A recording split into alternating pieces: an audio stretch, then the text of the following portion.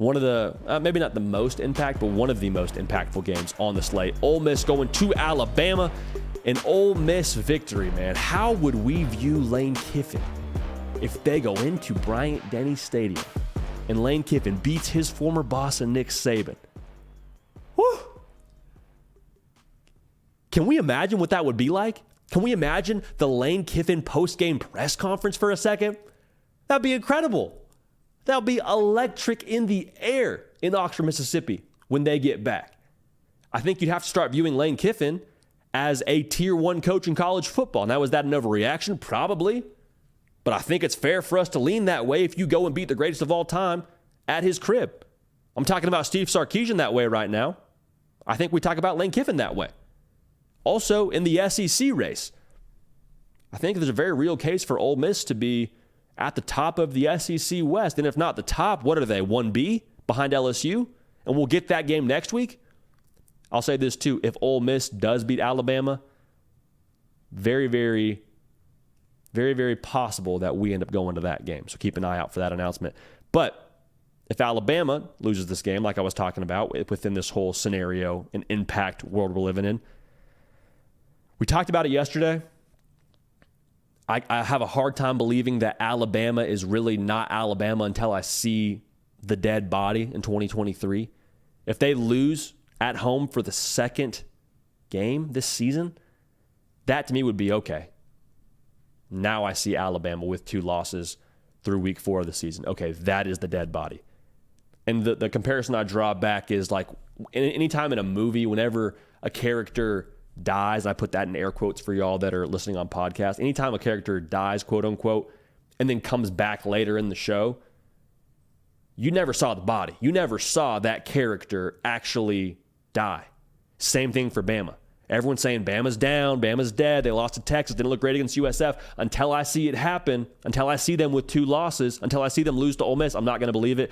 But if they lose to Ole Miss, we have no choice but to believe it because the proof is right there. Now, if Alabama wins, are their problems just fixed? Is it sunshine and rainbows? Is it Jalen Milroe for Heisman? I don't know about all that. But you do survive another week to have another chance to figure it out and to play for what you want to play for. For Ole Miss, if they were to drop this game, I mean, it kind of feels like all right, if not now, if we can't beat Saban where they have no idea who's playing quarterback week to week, and they lose at home week 2, and they have trouble moving the ball offensively, and they're having players-only meetings after games against USF, like, when is it going to happen? When is it going to happen? And I said this yesterday, there are people in Ole Miss circles that feel like the conversation around Lane Kiffin could get a little loud. Now, I don't know if I believe that. I think that feels a little bit of a reach.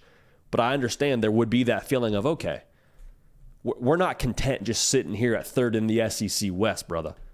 Like, we love what Lane Kiffin's done to this point, but, like, we don't want to keep trying to push up this hill and then fall back a couple steps when we try and take down the top dog. We're not here to cover spreads, as Lane Kiffin would say. Got to tell y'all about Roback. Roback is bringing the hard count to y'all today, and we appreciate them so much. I've rocked with Roback really since we did this show in a lobby in Waco, Texas. So we appreciate them always being a part of the hard count, really since day one. And I love Roback, wear them all the time for a reason. They have the best polos on the market. If you need a polo to last you the entire day on a hot game day, I know a lot of y'all now, tailgating, grilling, game may not be till night, so you're kind of out there all day. You don't want to smell bad. You don't want to have to go change shirts, change polos. The Roback polo will last you the entire day. Moisture wicking technology, 4-way stretch, makes it so easy to move in while keeping you feeling fresh. Now also, Roback's everyday shorts, perfect pairing.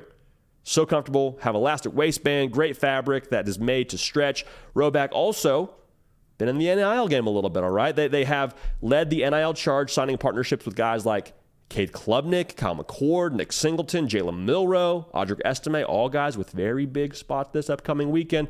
Also teamed up with the legendary Coach O. They have a phenomenal ad out right now. It's worth your time to, after the show, of course, go and check that out on Twitter. It's just a hilarious spot with Coach O taking over the Roback headquarters and like being CEO for a period of time, the interim CEO, if you will. And it's all that you would expect it to be from Coach O. So use code JD on Roback.com for a generous 20% off for all new customers through the end of this week. That is spelled RHOBACK.com. That's 20% off all performance polos, shorts, and more with code JD. Just in time for football season. Make sure you go check them out at Rhoback.com. So we appreciate the good people at Rhoback making that happen. Seriously, that ad is definitely worth your time. Hey y'all, thanks so much for watching. Subscribe to the channel here to make sure you don't miss an episode of The Hard Count. Also be sure to check out other videos on the On3 YouTube channel.